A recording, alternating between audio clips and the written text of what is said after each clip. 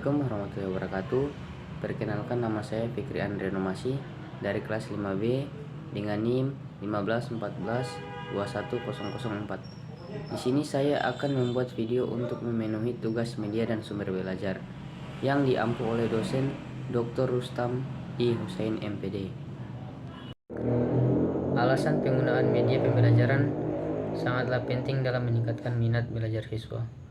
Motivasi belajar merupakan salah satu faktor penentu tercapainya tujuan pembelajaran. Melalui motivasi belajar, siswa akan memiliki dorongan untuk mengikuti proses pembelajaran yang sedang berlangsung.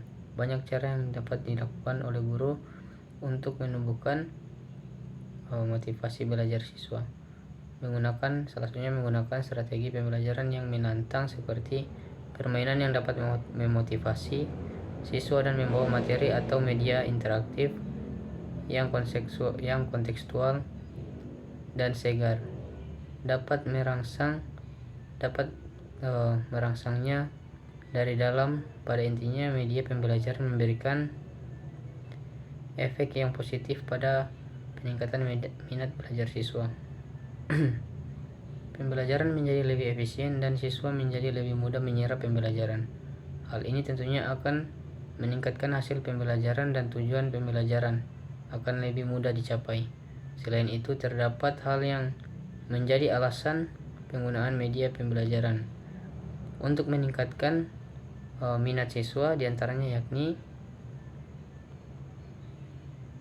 siswa di sekolah dasar masih berpikir konkret. Maksudnya apa itu? Sebuah hasil penelitian Encyclopedia of Education Research mengatakan bahwa pembelajaran dengan media dapat memberi nilai atau manfaat, antara lain mengurangi verbalisme, menarik perhatian dan minat siswa, mendorong siswa untuk bertanya, materi yang dipelajari siswa dapat menetap dan tidak mudah dilupakan. Selain itu, menumbuhkan kegiatan berusaha sendiri bagi siswa karena mendapat pengalaman yang nyatanya dalam belajar. Juga menjadi salah satu alasan perlunya diterapkan media pembelajaran dalam proses pembelajaran di ruang kelas. Penggunaan media dalam proses pembelajaran juga dapat menimbulkan pikiran yang teratur dan kontinu, serta dapat membantu tumbuhnya pengertian dan perkembangan kemampuan berbahasa. Pada usia 7-11 tahun, menurut teori Piaget, anak memiliki pemikiran operasional konkret. Operasional konkret itu sendiri merupakan kondisi di mana anak sudah mampu menggunakan akalnya untuk berpikir secara logis terhadap sesuatu yang konkret. Menurut Upton, menyebutkan bahwa anak masih mengenai penalaran yang terbatas walaupun mampu menalar secara logis, juga mampu memahami hubungan-hubungan kasual, namun mereka belum mampu melakukan penalaran bersifat abstrak. Karenanya penggunaan media pembelajaran akan sangat mendukung pemikiran siswa di sekolah dasar untuk berpikir secara logis, dan serta media pembelajaran juga dapat menjelaskan sesuatu yang abstrak menjadi lebih mudah dipahami. Yang kedua, alasan didaktis psikologis. Secara didaktis psikologis, penggunaan media dalam setiap proses pembelajaran sangatlah dibutuhkan, sebab dengan adanya proses pembelajaran, dengan adanya media, konsep-konsep serta nilai-nilai yang bermanfaat bersifat abstrak dapat disederhanakan dalam bentuk visualisasi sehingga dapat mudah dipahami oleh siswa.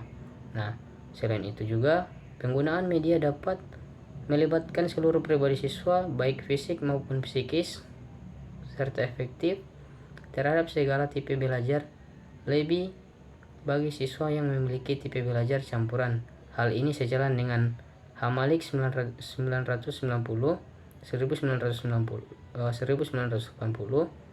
yang mengatakan bahwa dalam rangka mengefektifkan pembelajaran perlu diupayakan penggunaan alat-alat komunikasi nonverbal sebagai penyalur informasi yang dapat dipermudah pemahaman siswa dalam belajarnya. Siswa di sekolah dasar masih dalam tahap pertumbuhan psikologis. Siswa sekolah dasar masih memiliki jiwa bermain yang sangat tinggi. Karenanya, pembelajaran diutamakan menggunakan media pembelajaran yang menarik dan semenarik mungkin untuk menyalurkan jiwa-jiwa kekanak-kanakannya yang masih ingin banyak bermain ke pembelajaran. Alasan yang ketiga, alasan pengalaman bermakna yang diterima siswa. Dalam perspektif empirisnya, John Locke sebagaimana dikutip oleh Ahmadi 1991 bahwa perkembangan anak sangat dipengaruhi oleh lingkungan. Bahkan dalam pandangannya ini John Locke mengatakan bahwa manusia terlahir sebagaimana kertas putih yang berisi yang belum ditulis dan dengan pengalaman apa-apa atau tabula rasa. Berangkat dari pandangan tersebut, maka dalam prosesnya pembentukan kepribadian anak-anak banyak faktor yang dapat mempengaruhinya. Demikian halnya dengan keberhasilan sebuah proses pembelajaran di ruang kelas sangatlah dipengaruhi oleh berbagai hal. Salah satunya adalah efektivitas lingkungan atau pengalaman yang diterima siswa. Media pembelajaran membuat kegiatan belajar menjadi lebih menyenangkan dan menarik, dan akan sangat bermakna bagi siswa. Pengalaman yang bermakna ini akan membuat materi pembelajaran akan berada di ingatan siswa untuk waktu yang lebih lama. Merancang media pembelajaran yang efektif dan efisien.